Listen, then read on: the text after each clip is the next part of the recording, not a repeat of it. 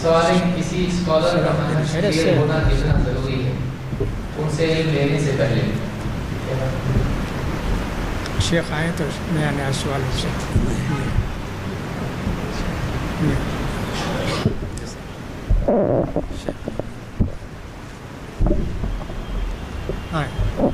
بتا سوال. کسی اسکالر کا منہج کلیئر ہونا، کسی عالم کا منہج واضح ہونا کتنا ضروری ہے اس سے پہلے کہ اسے علم لیا جائے؟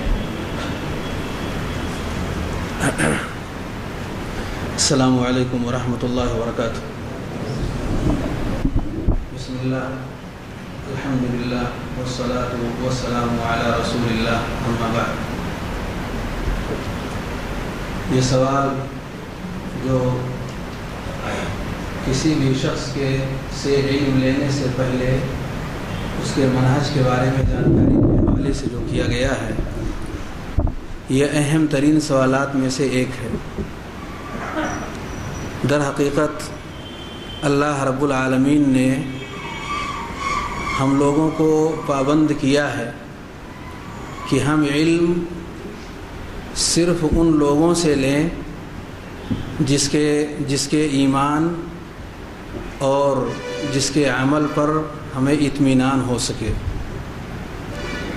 اس تعلق سے اگر غور کیا جائے تو اللہ رب العالمین نے پیارے نبی صلی اللہ علیہ وآلہ وسلم کو، جو کہ امی تھے، آپ کو علم دینے کے لیے اللہ رب العالمین نے جو انتظام فرمایا، اس کے لیے ایک ایسی شخصیت کو منتخب کیا جن کے بارے میں خود اللہ رب العالمین نے جن کا تزکیہ کرتے ہوئے کہا مطاع ثم امین، کہ وہ بڑے امانت دار ہیں. یعنی اپنی طرف سے کوئی چیز ملاتے نہیں ہیں، بالکل صاف اور ستھری چیزیں وہ دیتے ہیں. رب نے جو چیزیں دی ہیں اس کے وہ پابند ہیں. اسے پتہ چلا کہ معلم کو، جس سے آدمی سیکھنا چاہتا ہے، اس کے علم اور تقوی کے حوالے سے اسے اطمینان ہونا چاہیے کہ وہ قابل اعتماد ہے، امانت دار ہے. ہمارے اسلاف نے اس کی بڑی تاکید کی ہے. چنانچہ عبداللہ ابن مبارک کہتے ہیں ایھا الطالب علما ائت حماد بن زید فاستفد علما وحلما ثم قیدہ بقیدی لا کجہم وکثور وکعمر بن عبیدی. صاف لفظوں میں انہوں نے کہا کہ اگر آپ سیکھنا چاہتے ہیں تو ان لوگوں سے لیں جن کے بارے میں پورا اطمینان ہے، وہ قابل اعتماد ہیں. نام لیتے ہوئے انہوں نے صراحت کیا، جیسے کہ حماد بن زید ہیں، مشہور اور معروف محدث، جن کے اہل سنت ہونے میں نہ صرف یہ کہ شبہ نہیں بلکہ وہ اہل سنت کے امام ہیں. اور پھر اس کے اپوزٹ کی بھی انہوں نے مثال دیا اور کہا کہ جیسے جہم بن صفوان ہے، عامر بن عبید ہے، ان جیسے لوگوں سے علم نہ لیا جائے جو کہ اپنے عقیدے اور منہج کے حوالے سے نہ صرف یہ کہ معروف بلکہ اس کے بھی وہ امام ہیں. اس راستے میں یہ گئے ہوئے ہیں. تو ہمارے اسلاف نے اس کی بڑی تاکید کی ہے، اور خاص طور سے صحابہ کرام نے بھی اس حوالے سے ہمارے لیے بڑے نمونے چھوڑے ہیں. اس میں بڑی ساری مثالوں میں سے ایک مثال حضرت عمر بن خطاب رضی اللہ تعالیٰ عنہ کی ہے. ان کے پاس خط لکھ کر کے اجازت لی گئی کہ حساب کے میدان میں ایک ایسا شخص ہے کہ جس سے استفادہ کیا جا سکتا ہے، مگر وہ نصرانی ہے.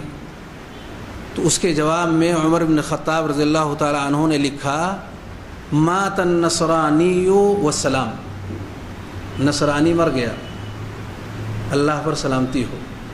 یعنی ہمیں جو استفادہ کرنا ہے وہ ان لوگوں سے کرنا ہے جن کے بارے میں ہم پورے طور پر مطمئن ہوں کہ ان کے ذریعے سے جو چیزیں آ رہی ہیں وہ صاف ستھری ہیں، صحیح ہیں. لا تکرموہم وقد اہانہم اللہ، کہا انہیں عزت مت دو، اللہ نے انہیں ذلیل کیا ہے. یہ حضرت عمر بن خطاب رضی اللہ تعالیٰ عنہ ہیں جنہوں نے یہ منہج اور یہ طریقہ ہمیں دیا ہے، اور آپ کے بعد بھی یہ سلسلہ جاری اور ساری رہا۔ تمام لوگوں نے اس کی پوری رعایت کی ہے کہ ایسے ہی لوگوں سے علم لیا جائے جن کے بارے میں ہم مطمئن ہوں کہ وہ علم کے اعتبار سے، تقویٰ کے اعتبار سے قابل اطمینان ہے۔ امام احمد بن حنبل رحمہ اللہ کا ایک نہایت ہی مشہور موقف ہے کہ ان کے سامنے دو لوگوں کا تذکرہ کیا گیا، ان میں سے ایک ثور ابن یزید ہیں اور دوسرے کا نام اس وقت میرے ذہن میں نہیں ہے۔ ان دونوں اشخاص کا امام احمد بن حنبل رحمہ اللہ کے سامنے تذکرہ کیا گیا کہ علم کے اعتبار سے ثور ابن یزید نہیں، ابو ثور ہیں، علم کے اعتبار سے کچھ کمزوری ان کے اندر ہے، لیکن یہ پختہ ہیں اپنے منہج میں اور اپنے عقیدے میں۔ اور دوسری شخصیت جو کہ علم کے اعتبار سے کافی پختگی ان کے اندر پائی جاتی تھی اور جن کا نام اس وقت میرے ذہن میں نہیں ہے، دونوں کا تذکرہ کرتے ہوئے کہا گیا کہ ان دونوں میں سے کس سے ہم علم سیکھیں؟ تو انہوں نے کہا علم قلیل مع تقوی اللہ کثیر۔ تھوڑا سا علم جو ابو ثور کے اندر آپ دیکھ رہے ہیں نسبتاً ان سے کم ہے، اللہ کے تقوی کے ساتھ ساتھ یہ بہت زیادہ ہے۔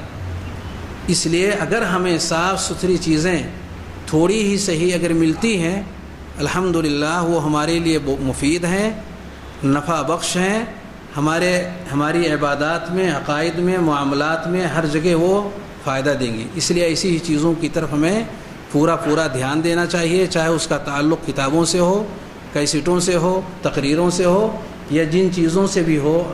جب تک ہمیں یہ نہ معلوم ہو کہ یہ مجہول شخصیت کون سی ہے، ہمارے اہل علم اس کی وضاحت نہ کر دیں، ہمیں ایسی چیزوں کی طرف آگے نہیں بڑھنی چاہیے۔ اس کا یہ مطلب بھی نہیں کہ عوام الناس میں سے ہر شخص آگے بڑھے اور ہر ایک پر رد و قدح کرنا شروع کر دے، وہی اپنا مشغلہ بنا لے، بلکہ یہ کام اہل علم کا ہے۔ وہ ان تمام معاملات کو ذمہ داری کے طور پر دیکھتے ہوئے لوگوں کی رہنمائی کریں گے۔